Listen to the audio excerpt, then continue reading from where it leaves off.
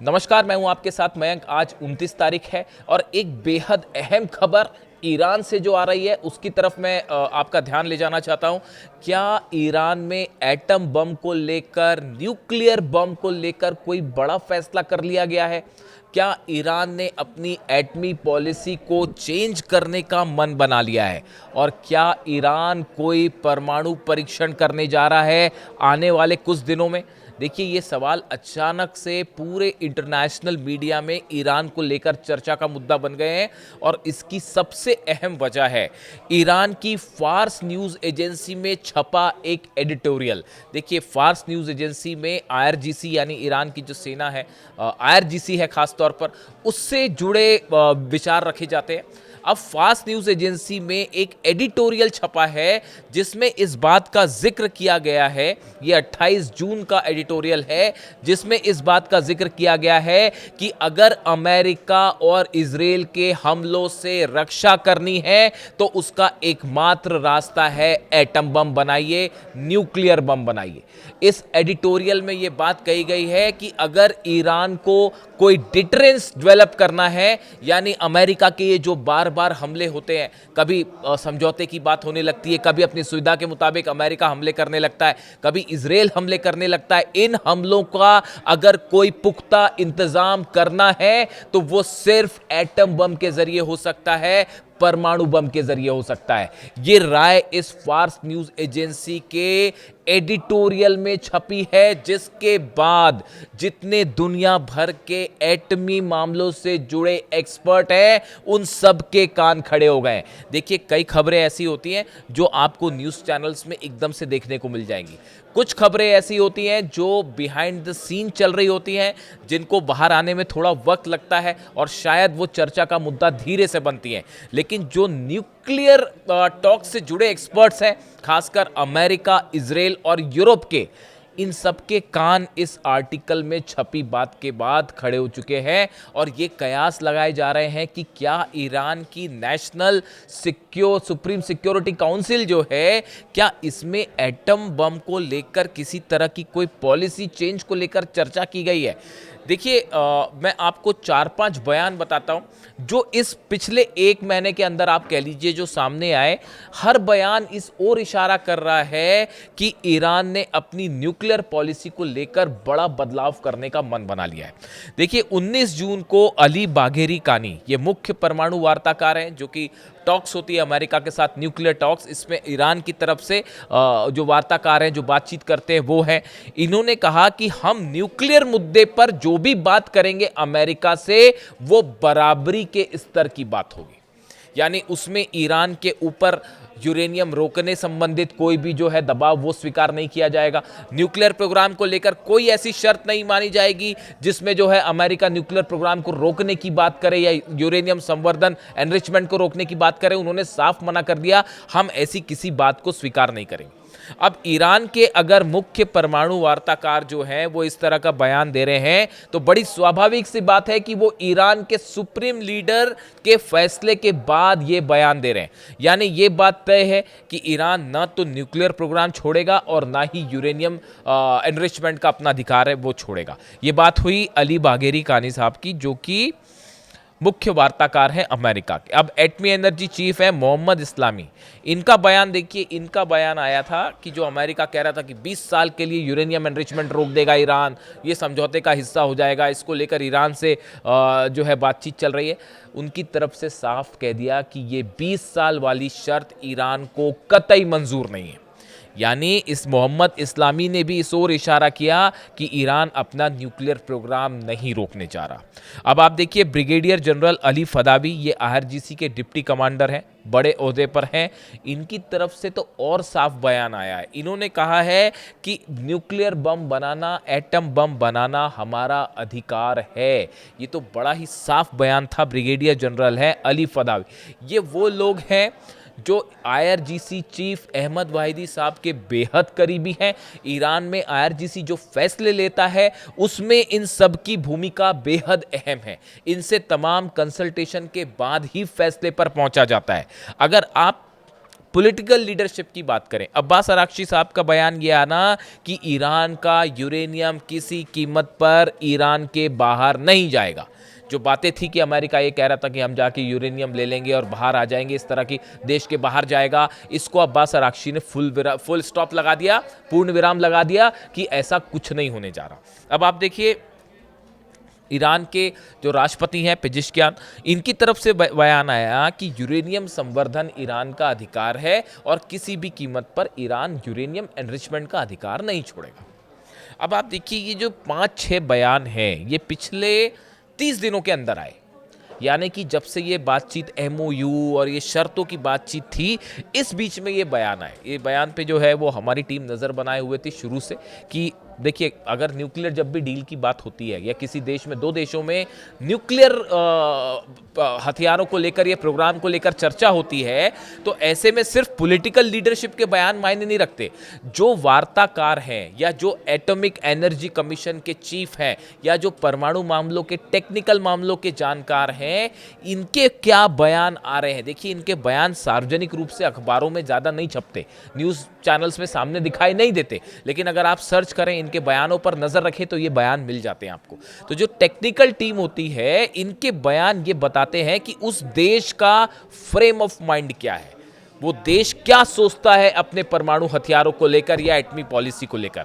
देखिए जिस तरह से हमले हो रहे हैं बार बार अमेरिका की तरफ से कि ट्रंप का जब मन किया तो केशम आइलैंड पर हमला कर दिया, फिर कभी सिरीक पे कर दिया, फिर उसके बाद 10 दिन के बाद आपने 10 दिन जो है शांति की बात करी, अपने स्टॉक एक्सचेंज फिर से बढ़ाए और दुनिया भर के शेयर मार्केट ऊपर उठे, फिर उसके बाद अपनी सुविधा के हिसाब से जो है वो फिर से कहीं पे बंदर अब्बास पे हमला कर दिया, कभी हॉर्मूज पर हमला कर दिया। उसके बाद फिर लगा कि जब ऑयल के प्राइसेस गड़बड़ हो रहे हैं, शेयर मार्केट डोल रहा है, तो फिर आप बातचीत की बात करें। तो ईरान में यही कहा जा रहा है कि ये जो बार बार हमले होते हैं या जो नेतन्याहू बार बार फाइटर जेट से हमले की धमकी देते हैं, इस पे अगर रोक लगानी है तो सिर्फ एक इलाज है, एटम बम, न्यूक्लियर बम। अब देखिए कई सारी चीज़ें ऐसी हैं जो हालात को तेज़ी से बदल रही हैं।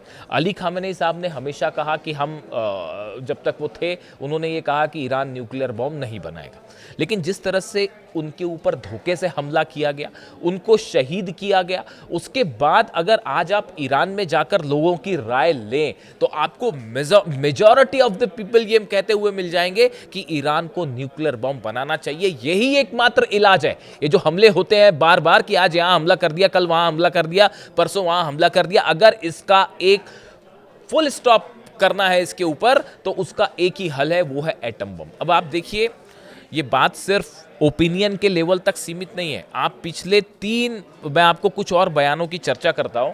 देखिए रूस की तरफ से बेहद अहम बयान आया। जिस दिन ये बयान आया था उस दिन से इस बात पर मेरी नज़र थी कि अब ईरान की तरफ से क्या ऐसा कोई सिग्नल आता है। देखिए क्रेमलिन मतलब रूस के प्रवक्ता हैं दिमित्री पेस्कोव, इन्होंने 24 जून को, जो हाल ही में गई तारीख 24 जून को कहा कि इस समय परमाणु हथियार ही एकमात्र ऐसा जरिया है जो दुनिया को तीसरे विश्व युद्ध जैसे बड़े खतरे से बचा सकते हैं।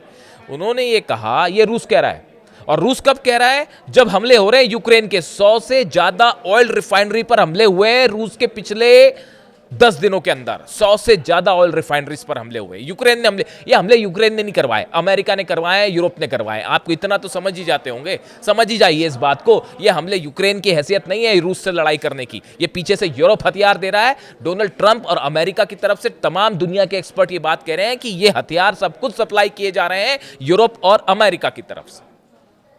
प्लान है रूस के ऑयल को, सप्लाई को पूरी तरह से बाधित करना, रूस को घुटने पर लाना, यह प्लान है। ये जो हमले रोके गए, ये जो फिर से जंग वाले हालात हो गए थे हॉर्मुज में, ईरान आमने सामने, और ईरान ने 12 से 20 घंटे के अंदर अमेरिका के बेसिस पर जो हमले किए हैं, उसके बाद जो करारा जो है जवाब दिया एक बार फिर डिफेंसिव मोड में डोनाल्ड ट्रंप।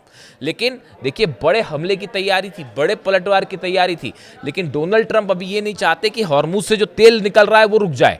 अगर रूस का तेल भी रुक गया और हॉर्मुज को ईरान ने पूरी तरह से ब्लॉक कर दिया, हाहाकार मच जाएगा पूरी दुनिया में।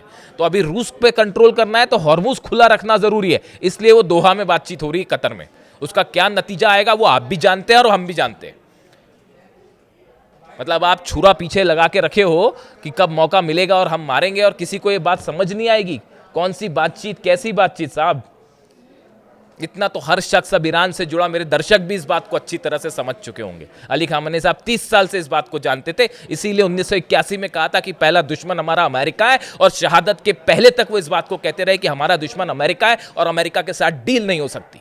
ये बात अली खामनेई साहब 30 साल से लगातार बोलते रहे, और वो बात देखिए हर कदम पर सच साबित होती है। जिनको उम्मीद है कि कोई डील हो जाएगी, कोई शांति हो जाएगी, क्या ही बोला जाए उनके लिए। अब हालात ये है कि कतर में कल जो बातचीत होनी है, दोहा में जो बातचीत होनी है।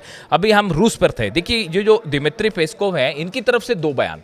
पहला बयान उन्होंने कहा कि तीसरा वर्ल्ड वॉर अगर बचाना है तो उसको एटमी हथियार ही बचा सकते हैं, कि अगर आपके पास एटमी हथियार आ गया तो फिर कोई हमला नहीं कर रहा आप पे। उसके बाद ये नहीं हो सकता, ईरान के पास अगर एक बार बम आ गया फिर नहीं हो सकता कि आप यहाँ हमले कर देंगे और वहाँ हमले कर देंगे। बात नंबर एक। बात नंबर दो, जो रूस कह रहा है, पेस्कोव ने कहा दुनिया की सुरक्षा व्यवस्था लगातार कमजोर हो रही है। उनके मुताबिक आज की सच्चाई यह है कि न्यूक्लियर डिटरेंस के अलावा दुनिया के पास कोई मजबूत सुरक्षा विकल्प नहीं है।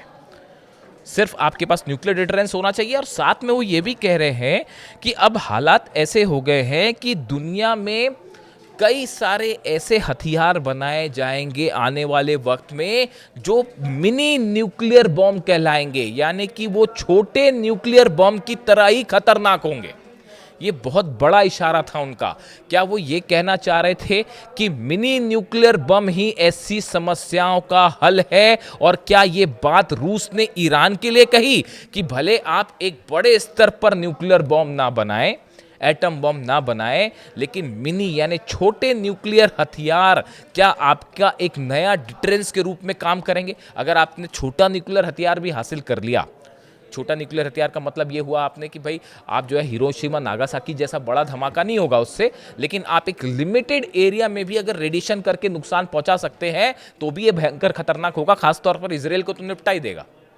ऐसी सूरत में क्या रूस ईरान के लिए बात कहना चाह रहा है कि मिनी न्यूक्लियर बॉम्ब से आपकी समस्या का हल हो जाएगा? क्या यह सजेशन था रूस का ईरान को? कई सारे एक्सपर्ट्स कह रहे हैं कि हां बिल्कुल था, और जिस तरह से हमले हो रहे हैं रूस पर, उसके बीच में यह बयान आना, ये सीधा सीधा जो पूरे मिडिल ईस्ट में हालात हैं, वेस्ट एशिया में जो हालात है, इसको एड्रेस करते हुए ये बात कही कि आने वाले वक्त में मिनी न्यूक्लियर बॉम्ब बेहद अहम होने वाले। ये स्टैंड था रूस का। अब देखिए एक और बयान, खुद Kim Jong Un, north Korea के, इसके ऊपर मैंने वीडियो भी किया था, नॉर्थ कोरिया के लीडर किम जोंग उन ने कहा जिस तरह से ईरान पर हमले हो रहे हैं उससे ये बात साबित होती है कि हमारा न्यूक्लियर प्रोग्राम, जो हमने एटमी धमाके किए वो बिल्कुल सही फैसला था, जो हमने लॉन्ग रेंज मिसाइल्स बनाई वो बिल्कुल सही फैसला था, और हम इसे अब और तेजी से आगे बढ़ाएंगे। हम अपने न्यूक्लियर हथियारों की संख्या और बढ़ाएंगे, हम अपने मिसाइल रेंज को और आगे बढ़ाएंगे ताकि अमेरिका या कोई दूसरा देश हमला करने की हिम्मत ना कर सके। दूसरे शब्दों में एक्सपर्ट्स तमाम ये मानते हैं कि किम जोंग उन ने मुस्तबा खामनेई को ये समझाया, ये बात जो है उनसे कही है, उनको संदेश दिया है कि इजराइल का सिर्फ एक इलाज है, आपको न्यूक्लियर बॉम्ब बनाना पड़ेगा, उसके बाद ये हमले आप पर रुक जाएंगे। ये सबसे बड़ा डिटरेंस होगा। ये दो सबसे बड़े समर्थक रूस और नॉर्थ कोरिया, जिनकी तरफ से ये बयान से ये सब कुछ हो रहा है पिछले 10 दिन के अंदर, ये पिछले 15-20 दिनों के अंदर मैंने आपको जो 5-6 बयान बताए, वो नॉर्थ कोरिया का कहना, रूस का कहना, और अब ईरान की फार्स न्यूज़ एजेंसी में ये संपादकीय लिखना, एडिटोरियल छपना कि भैया न्यूक्लियर बॉम्ब ही बचा सकता है। इसमें यह भी कहा गया कि चीन ने जब अपना खुद का न्यूक्लियर प्रोग्राम डेवलप कर लिया, न्यूक्लियर धमाका किया, उसके बाद ही अमेरिका ने चीन को मान्यता देके एज ए कंट्री उसके साथ बातचीत आगे शुरू की, और जंग नहीं हुई अमेरिका और चीन की। यानी ईरान, इसी आर्टिकल में ये बात कही गई है कि चीन को लेकर भी कहा जा रहा है कि जब चीन ने न्यूक्लियर धमाका किया उसके बाद अमेरिका के साथ उसके संबंध बदल गए और दोनों इक्वल लेवल पर आ गए। यानी ये सब बातें इस ओर इशारा कर रही हैं कि ये बातचीत भले चलती रहे, ये चलती रहेगी। एमओयू पर कभी बातचीत हो जाएगी, फिर हमले हो जाएंगे, फिर बातचीत हो जाएगी। अरब देशों के साथ तमाम पर्दे के पीछे डील्स चल रही हैं। कल सुबह मैं आपको बड़ा खुलासा करूंगा एक वीडियो में कि ये दोहा बातचीत के पीछे असली खेल क्या चल रहा है। कतर में जो ये बातचीत हो रही है, इस बातचीत के पीछे असली मामला क्या है और क्यों बातचीत तो स्विट्जरलैंड में होनी थी, वो क्यों इधर शिफ्ट हो गई अचानक, वो दोहा में क्यों हो रही है, इसको लेकर भी कई खुलासे कल सुबह की वीडियो में। लेकिन फिलहाल मैं इस पर सीमित रहना चाहता हूँ। क्या ईरान में क्या बड़ा एटमी पॉलिसी शिफ्ट हो रहा है? आपकी क्या राय है? क्या ईरान को किसी तरह का डिटरेंस हासिल करना चाहिए और क्या वक्त आ गया है इस बात का कि जो बार बार हमले होते हैं ये रोकने के लिए ईरान को रूस और नॉर्थ कोरिया की सलाह माननी चाहिए? आपकी क्या राय है? कमेंट करके ज़रूर बताइए। Thank you so much.